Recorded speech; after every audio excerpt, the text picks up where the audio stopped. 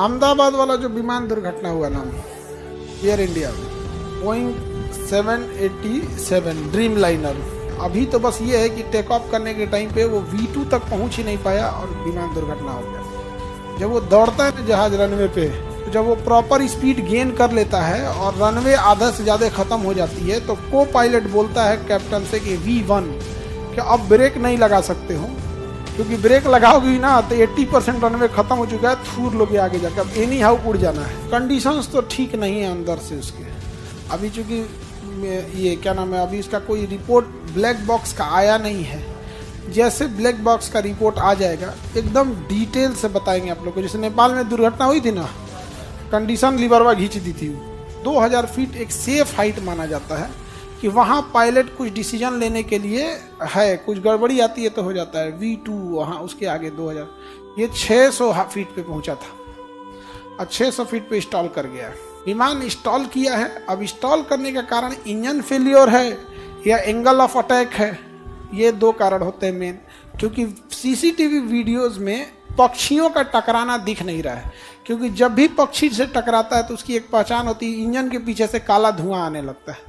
Engine के पीछे से किसी तरह का काला धुआं नहीं आया। 3 मॉडल बोइंग का फेमस है, सबसे विश्वसनीय है 777 और 787, यही गिरा है, इसी को ड्रीम लाइनर कहते हैं। तो बोइंग के ये 2 जहाज़ों पे हमेशा सवाल उठे हैं इसकी विश्वसनीयता के ऊपर। मैक्स तो 1-2 महीना में धाए गिरा था, भारत सरकार ने रोक लगा दिया था, 777 मैक्स पे नहीं उड़ना है, और इंडिया में मैक्स में था। जब हम न्यूज़ पढ़ रहे थे ना तो हम लोग मैक्स हुई थी ना, कंडीशन लिबरवा खींच दी थी, नहीं समझे, फ्लैप खींचने के तो कंडीशन लीवर खींच दी, फ्यूल सप्लाई ये कट गया था। वैसे इसमें क्या हुआ क्या नहीं हुआ तो एक बार देखना पड़ेगा, तो जब रिपोर्ट आ जाएगी तो हम आपको डिटेल से जानकारी बता देंगे। अभी तो बस ये है कि टेक ऑफ करने के टाइम पे वो V2 तक पहुंच ही नहीं पाया और विमान दुर्घटना हो गया।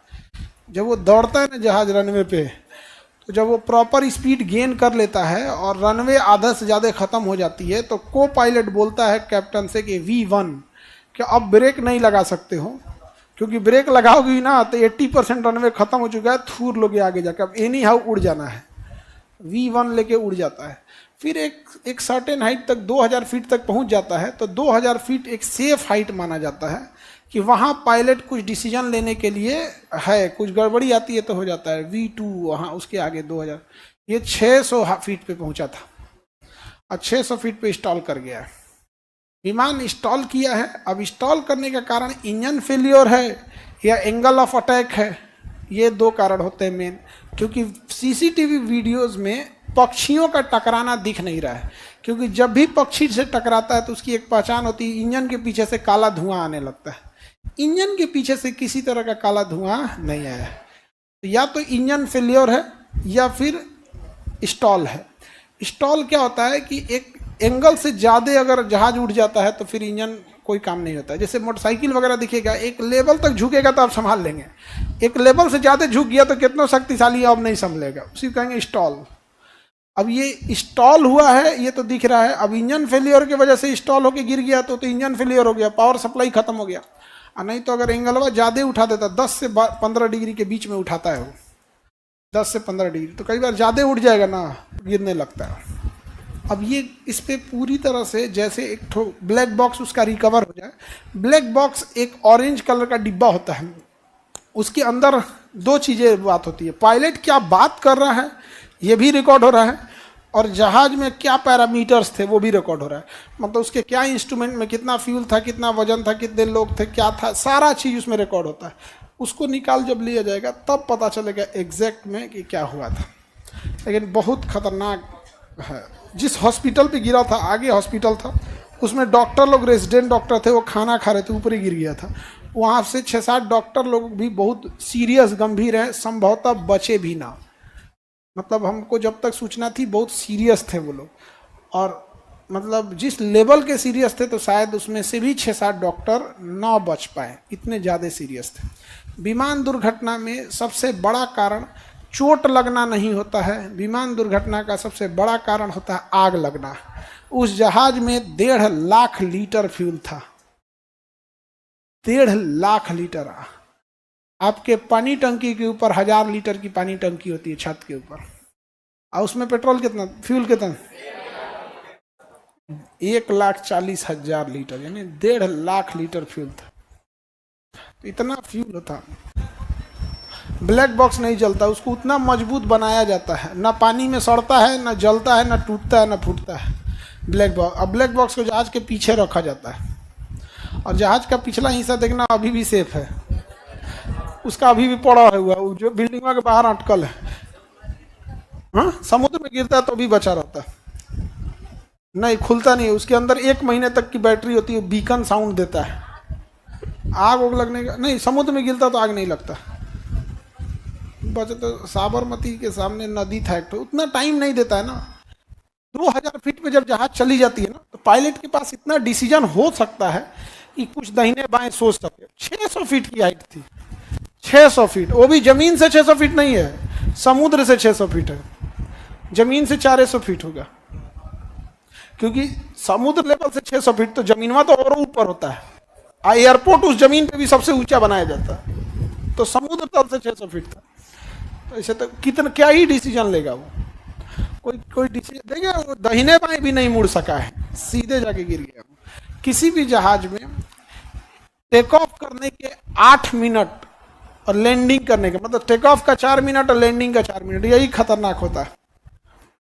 जो भी दुर्घटनाएं होती हैं इसी समय होती हैं, बीच में कोई दुर्घटना नहीं होती। बीच में कौन चीज, ना हवा है, ना बादल है, ना कुछ है, लेके निकल रहा है 900 की स्पीड से। टर्बुलेंस हल्का हल्का होता है, हल्का हल्का क्या होता है टर्बुलेंस। अभी हम परसों आए थे, इतना भयानक टर्बुलेंस था कि एक आदमी 20 से जा रहा था, बैठे थे हम लोग, और लगभग 37 हजार फीट पे थे और फुल स्पीड में थी। उसमें किसी को वॉशरूम जा रहा होगा, इतना तेज टर्बुलेंस मारा कि गिर गया वो बहुत तेज वो जमीन पे। यहाँ पे हमारे बगल में कोई मैगी खा रहा था, छीट दिया हमारे ऊपर। मैगी में तो पानी हो रहा था ना, छीट दिया उससे, तो हम उसको उठा के तो मैगी दिए, इंतजार में फेंक दीजिए सर।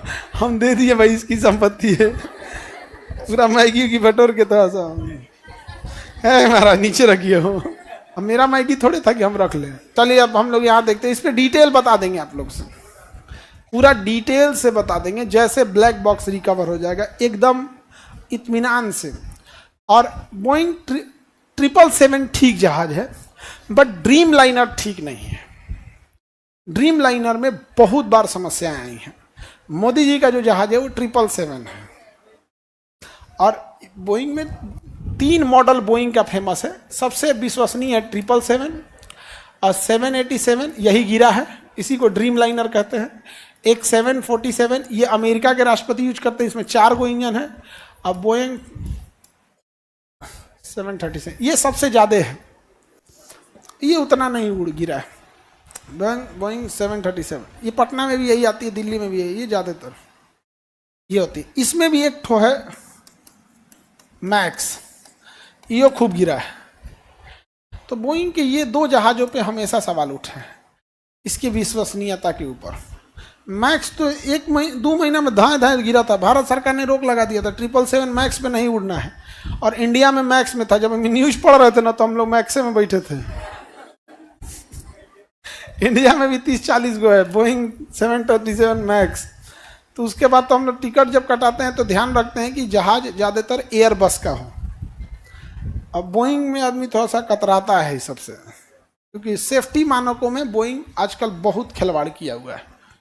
अमेरिका से के बदले वो चाइना से पार्ट पुर्जा मंगा कस रहा है।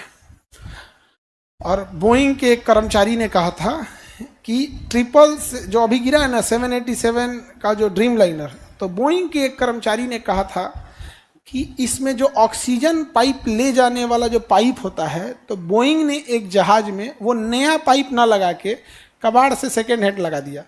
मतलब उसी के कंपनी में कोई स्केयर पार्ट नहीं रहता, वहां से उठा के लगा दिया। जहाज में ऐसा थोड़े चलता है। हाँ, मोटरसाइकिल को साइकिल थोड़े है कि पुरान ट्यूब लगा दे। तो सोचिए यहाँ पे ब्लास्ट भी हो सकता था। उस कर्मचारी ने केस किया था, जिस दिन उसकी सुनवाई थी कोर्ट में, उस दिन उसको किसी ने गोली मार दिया था।